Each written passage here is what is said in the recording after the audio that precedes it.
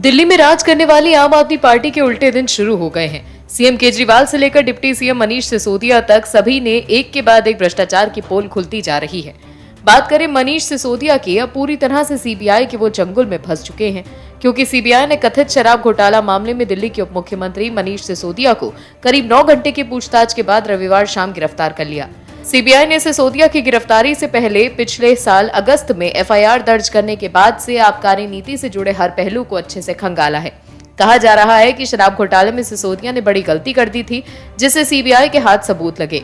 CBI ने मनीष सिसोदिया को गिरफ्तार करने से पहले उनके खिलाफ सबूत और गवाह दोनों तैयार कर लिए। मनीष सिसोदिया को घेरने में सीबीआई को एक कंप्यूटर ने काफी मदद की। ऐसा दावा किया जा रहा है कि सिसोदिया के इस कंप्यूटर से मिले सुराग की वजह से ही सीबीआई ने एक पुख्ता केस तैयार किया। खबरों के मुताबिक आबकारी विभाग के एक अधिकारी से पूछताछ के दौरान एजेंसी को सिसोदिया के कार्यालय के कंप्यूटर का सुराग मिला था। सीबीआई ने बाद में 14 जनवरी को सिसोदिया के कार्यालय से उस कंप्यूटर को जब्त कर लिया और फिर सीबीआई को मिला सिसोदिया के खिलाफ अहम सबूत। हालांकि सिसोदिया ने बड़ी ही चालाकी से सारे सबूत मिटा दिए थे, लेकिन सीबीआई ने सिसोदिया की चालाकी की हवा निकाल दी। रिपोर्ट्स के मुताबिक सिसोदिया के कार्यालय से सीबीआई ने जो कंप्यूटर जब्त की थी, उस कंप्यूटर से अधिकांश फाइलों को हटा दिया गया था, लेकिन एजेंसी ने अपनी फॉरेंसिक टीम की मदद से रिकॉर्ड को फिर से हासिल कर लिया और फिर दूध का दूध और पानी का पानी हो गया। सीबीआई को यह भी पता चला है कि सिसोदिया ने सबूत मिटाने के लिए कई मोबाइल फोन्स को भी नष्ट किया। वहीं जांच एजेंसी ने डिलीट किए गए कुछ व्हाट्सएप चैट्स को फिर से हासिल किया है, जो संकेत देते हैं कि दिल्ली आबकारी नीति से संबंधित विवरण कुछ व्यवसायियों के साथ अग्रिम रूप से साझा किए गए थे, जो नियम के खिलाफ थे। वहीं सिसोदिया के सचिव ने भी सीबीआई का काम आसान कर दिया और घोटाले के बारे में बड़ा खुलासा किया। मनीष सिसोदिया के सचिव रहे दानिक्स अधिकारी ने सीबीआई को बताया कि सिसोदिया ने मुझे अरविंद केजरीवाल के आवास पर बुलाया, जहां मार्च 2021 के मध्य में सत्येंद्र जैन भी मौजूद थे और जीओएम रिपोर्ट की प्रति दी। मनीष सिसोदिया के कार्यालय से जब्त किए गए सबूतों को उनके सचिव के बयान ने सीबीआई को सिसोदिया तक आसानी से पहुंचा दिया। वहीं पूछताछ के दौरान सिसोदिया के पास सीबीआई के कई सवाल के जवाब नहीं थे। सीबीआई के कई सवालों पर वो चुप्पी साध गए और फिर इन सब तमाम सबूतों के आधार पर सीबीआई ने उन्हें गिरफ्तार कर लिया। दिल्ली में सियासत अपने चरम पर है, जहां एक तरफ बीजेपी लगातार आम आदमी पार्टी की पोल खोल रही है, तो वहीं दूसरी तरफ सीएम अरविंद केजरीवाल अपनी गंदी राजनीति करने से बाज नहीं आ रहे। वो लगातार खुद को और अपने नेताओं को बचाने के लिए किसी भी हद तक गिरने के लिए तैयार हैं। आम आदमी पार्टी के नेताओं के भ्रष्टाचार की पोल खुल रही है। आपको बता दें, सीबीआई द्वारा शराब घोटाला मामले में दिल्ली के उप मुख्यमंत्री मनीष सिसोदिया से सियासी भूचाल आ गया है। इस घटना के बाद से जहां आम आदमी पार्टी ने बीजेपी और केंद्र सरकार के खिलाफ मोर्चा खोल दिया, वहीं बीजेपी भी आम आदमी पार्टी पर पलटवार करने में कोई कोर कसर नहीं छोड़ रही। इसी बीच दिल्ली के मुख्यमंत्री अरविंद केजरीवाल ने यह कहकर सबको चौंका दिया कि ज्यादातर सीबीआई अधिकारी मनीष की गिरफ्तारी के खिलाफ थे। अरविंद केजरीवाल ने ट्वीट कर कहा, मुझे बताया गया है कि ज्यादातर सीबीआई अधिकारी मनीष की गिरफ्तारी के खिलाफ थे। वो सभी उनका बहुत सम्मान करते हैं और उनके खिलाफ कोई सबूत नहीं है, लेकिन उन्हें गिरफ्तार करने का राजनीतिक दबाव इतना ज्यादा था कि उन्हें अपने राजनीतिक आकाओं की बात माननी पड़ी। अब उनके इस बयान के बाद राजनीतिक पार्टियों के साथ बॉलीवुड भी हमलावर है। अब इस पर फिल्म मेकर अशोक पंडित ने अपनी प्रतिक्रिया दी। उन्होंने केजरीवाल पर निशाना साधते हुए कहा कि लोग तो ये भी कह रहे हैं कि आपने उसे लिकर स्कैंडल में फंसाया, क्योंकि वो आपसे ज्यादा लोकप्रिय हो रहे थे, ठीक उसी तरह जिस तरह आपने अपने सारे पुराने साथियों को निकाला। वहीं बीजेपी सांसद मनोज तिवारी ने भी सीएम अरविंद केजरीवाल के आरोपों का जवाब दिया। तिवारी ने केजरीवाल के ट्वीट को कोट करते हुए लिखा, ऐसी फेक न्यूज आपने आईबी को लेकर गुजरात में भी फैलाई थी। अब सब जानते हैं कि आप जो लिखते और बोलते हैं वो सब मनगढ़ंत होता है। कानून को काम करने दो। शराब मंत्री के शराब घोटाले पर जांच की आंच जल्द आगे ही बढ़ेगी, ये भी आपका ही डर है ना। वहीं बीजेपी नेता तजिंदर पाल सिंह बग्गा ने केजरीवाल के ट्वीट पर कटाक्ष करते हुए लिखा, सर सब आपके मजे ले रहे हैं। ध्यान है आईबी वाले भी आपको गुजरात में 150 सीट दे रहे थे। वहीं बीजेपी नेता कपिल मिश्रा ने केजरीवाल के ट्वीट पर कहा कि आपके जेल जाने के बाद देश इन झूठी कहानियों को बहुत मिस करेगा। तो केजरीवाल की राजनीति का स्तर अब हर इंसान को समझ में आने लगा है। केजरीवाल के पास हर बात की जानकारी होती है, लेकिन उनके पास कोई सबूत नहीं होता। गुजरात में भी आईबी को लेकर उन्होंने बयान दिया था, जिसको लेकर चुनाव बाद केजरीवाल की काफी फजीहत हुई थी। दिल्ली में सियासत गरमाई हुई है, जहां एक तरफ दिल्ली के डिप्टी सीएम मनीष सिसोदिया कथित शराब घोटाले में फंसते हुए नजर आ रहे हैं, तो वहीं सीएम केजरीवाल के लिए भी जासूसी कांड गले की फांस बन गई है। लेकिन इन्हीं सबके बीच बीजेपी ने एक बार फिर विपक्ष को जोरदार झटका दिया है। इस बार राहुल गांधी सहित पूरे विपक्ष को करारा झटका लगा है। अब विपक्षी नेता प्रधानमंत्री मोदी और मोदी सरकार के खिलाफ बोलने से पहले 1000 बार सोचेंगे, क्योंकि कोर्ट ने विपक्ष की मंसूबों पर पानी फेरते हुए दूध का दूध और पानी का पानी कर दिया है। दरअसल दिल्ली हाईकोर्ट में मोदी सरकार को बड़ी जीत हासिल हुई है। सेना में अग्निपथ स्कीम के जरिए अग्निवीरों की भर्ती के खिलाफ दाखिल अर्जियों को दिल्ली हाईकोर्ट ने खारिज कर दिया। अग्निपथ स्कीम को लेकर कोर्ट ने सभी 23 अर्जियों को खारिज कर दिया। दिल्ली हाईकोर्ट ने अग्निवीर स्कीम के खिलाफ दाखिल अर्जियों को खारिज करते हुए कहा कि योजना में हस्तक्षेप की फिलहाल उसे कोई वजह नहीं दिख रही है। हाईकोर्ट के चीफ जस्टिस सतीश चंद्र शर्मा और जस्टिस सुब्रमण्यम प्रसाद की बेंच ने अग्निवीर योजना के खिलाफ दाखिल अर्जियों पर सुनवाई की और अग्निवीर योजना के खिलाफ दाखिल अर्जियों में इसके विरोध में कई तरह की बातें कही गई थी। इस दौरान कोर्ट ने कहा कि ये सेना के भविष्य और उसके ताकतवर बनाने के लिए शुरू की गई है। कोर्ट ने याचिकाओं को खारिज करते हुए कहा कि उस स्कीम को लाने का मकसद हमारी सेनाओं को बेहतर तरीके से तैयार करने का है और ये देश हित में है। वहीं जो लोग पुरानी नीति के आधार पर ही नियुक्ति की मांग कर रहे थे, कोर्ट ने उनकी मांग को भी ये कहते हुए खारिज किया कि मांग जायज नहीं है। मतलब कोर्ट का यह फैसला विपक्ष के मुंह पर करारा तमाचा है, क्योंकि राहुल गांधी सहित सभी विपक्षी नेताओं ने अग्निवीर स्कीम को लेकर मोदी सरकार पर हमला किया था, लेकिन कोर्ट ने साफ कर दिया कि ये योजना देश हित में है। ऐसे में विपक्ष को मोदी सरकार के फैसलों पर सवाल उठाने से पहले ये याद रखना चाहिए कि केंद्र की मोदी सरकार एक राष्ट्रवादी सरकार है, जिसके लिए देश सबसे ऊपर है। मोदी सरकार के आने के बाद से ही आज भारत का डंका पूरी दुनिया में बज रहा है। वहीं पड़ोसी देश पाकिस्तान, जो हमें बात बात पर आग दिखाता रहता था, आज वो भारत से पंगा लेने के बारे में सपने में भी नहीं सोच सकता। हालांकि विपक्ष अग्निपथ योजना के जरिए मोदी सरकार को बदनाम करने चला था, लेकिन अब कोर्ट के फैसले के बाद विपक्ष खुद ही एक्सपोज हो गया है। आपको बता दें, केंद्र सरकार ने अग्निपथ योजना के तहत अग्निवीर की भर्ती की योजना 14 जून 2022 को लागू की थी और इस योजना के तहत सेना, नौसेना और वायुसेना में 4 साल के लिए अग्निवीरों की भर्ती की जा रही है। भर्ती किए जा रहे अग्निवीरों में से 25% को उनके कामकाज के आधार पर सेना में आगे भी रखा जाएगा। बाकी को करीब 12 लाख रुपए 4 साल की सेवा के बाद मिलेंगे। इस योजना में अग्निवीरों को कोई पेंशन नहीं दी जाएगी। हालांकि 4 साल की सेवा के दौरान अग्निवीरों को तनख्वाह के साथ अन्य जवानों को मिलने वाली सभी सुविधाएं मिलेंगी।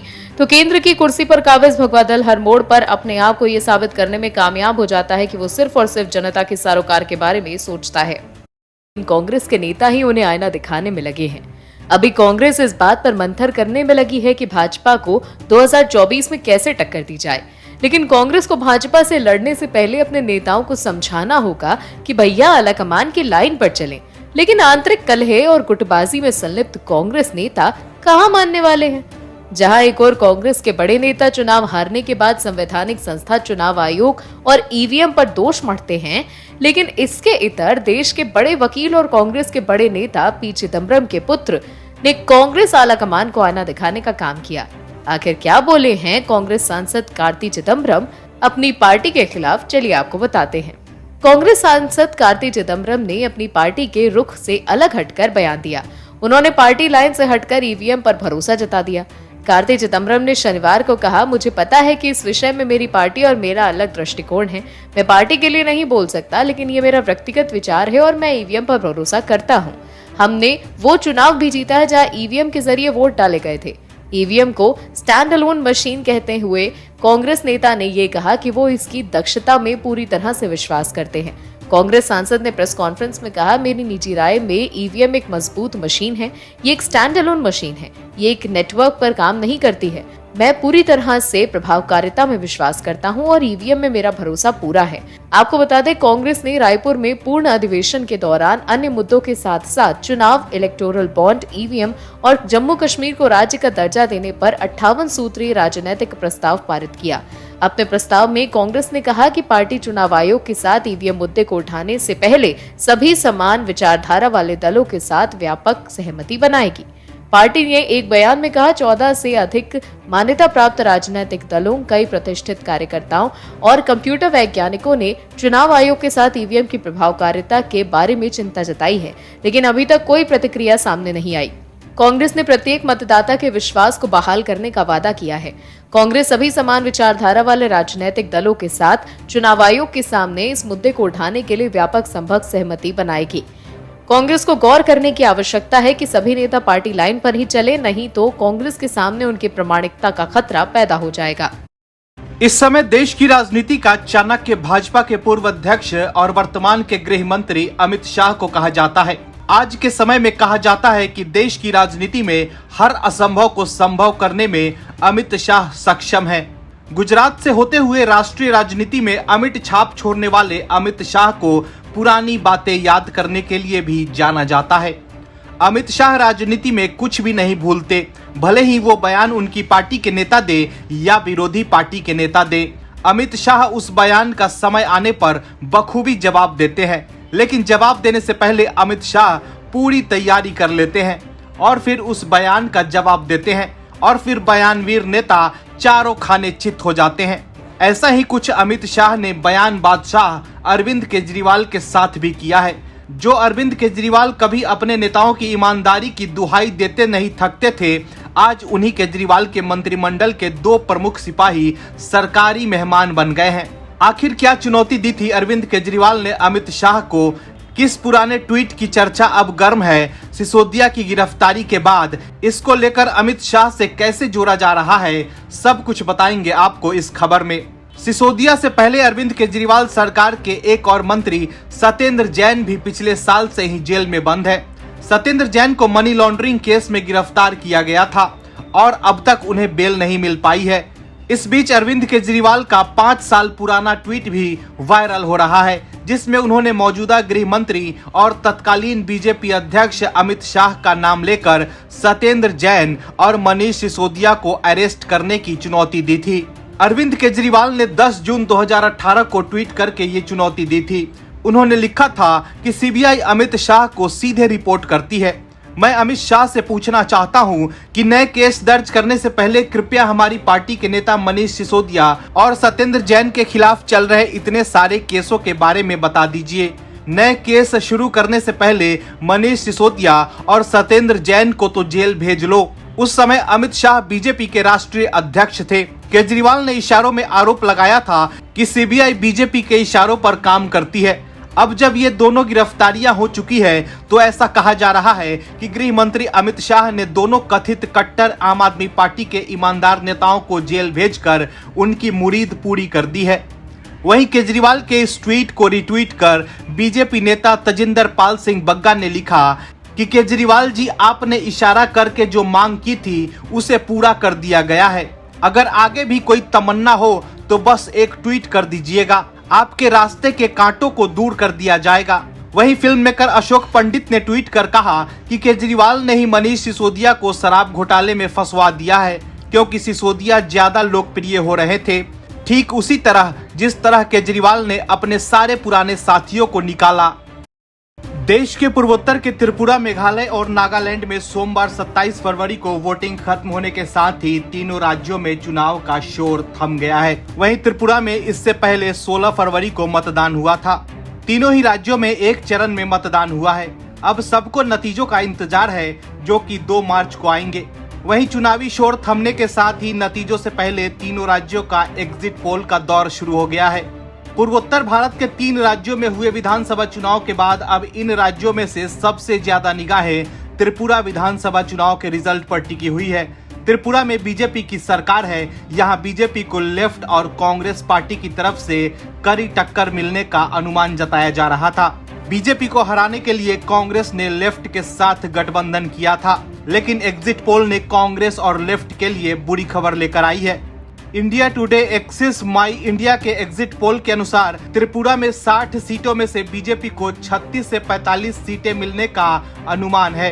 वहीं टीएमपी को 9 से 16 सीटें मिलती दिख रही है। वहीं लेफ्ट और कांग्रेस गठबंधन को 6 से 11 सीटें और अन्य को कोई सीटें मिलती नहीं दिख रही है। वहीं जी न्यूज मैट्रिक्स एग्जिट पोल ने भी त्रिपुरा में 29 से 36 सीटों के साथ बीजेपी की वापसी की भविष्यवाणी की है। त्रिपुरा में बीजेपी को 45% वोट मिलने का अनुमान है, जबकि लेफ्ट और कांग्रेस गठबंधन को 32% वोट मिल सकता है। वहीं नागालैंड की बात करें तो इंडिया टुडे एक्सिस माई इंडिया एग्जिट पोल के अनुसार नागालैंड की 60 सीटों में से बीजेपी एनडीपीपी गठबंधन को 38 से 48 सीटें मिल सकती है। वहीं एनपीएफ को 3 से 8 सीटें और कांग्रेस को 1 से 2 सीटें, वहीं अन्य को 5 से 15 सीटें मिलने का अनुमान है। वहीं जी न्यूज मैट्रिक्स एग्जिट पोल ने नागालैंड में 35 से 43 सीटों के साथ बीजेपी एनडीपीपी गठबंधन की भारी जीत की भविष्यवाणी की है। वहीं कांग्रेस को लगभग 1 से 3 सीटें और एनपीएफ को 2 से 5 सीटें मिल सकती है। एग्जिट पोल के मुताबिक नागालैंड में बीजेपी एनडीपीपी गठबंधन को 49% वोट मिल रहा है। वहीं एनपीएफ को 13%, कांग्रेस को 10% और अन्य को 28% वोट मिलता नजर आ रहा है। वहीं मेघालय की बात करें तो मेघालय में जी न्यूज के एग्जिट पोल में सत्तारूढ़ नेशनल पीपुल्स पार्टी यानी एनपीपी को सबसे ज्यादा 21 से 26 सीटें मिलने का अनुमान है। वहीं बीजेपी को 6 से 11 सीटें मिलने का अनुमान है, जबकि तृणमूल कांग्रेस को 8 से 13 सीटें मिलने का अनुमान जताया गया है। वहीं कांग्रेस के खाते में 3 से 6 सीटें मिलने का अनुमान है। इसके अलावा 10 से 19 सीटें अन्य के खाते में जा सकती है। कुल मिलाकर देखें तो एग्जिट पोल में बीजेपी की त्रिपुरा और नागालैंड में सरकार बनती दिख रही है। वहीं मेघालय में सत्तारूढ़ नेशनल पीपुल्स पार्टी बाजी मारती दिख रही है, जबकि पूर्वोत्तर के राज्यों में कांग्रेस का सफाया हो गया है। ऐसे में 2024 के आम चुनाव से पहले कांग्रेस के लिए ये किसी झटके से कम नहीं है। Bureau report, OMH news. और भी वीडियोस देखने के लिए चैनल को सब्सक्राइब करें और बेल आइकन को दबाएं।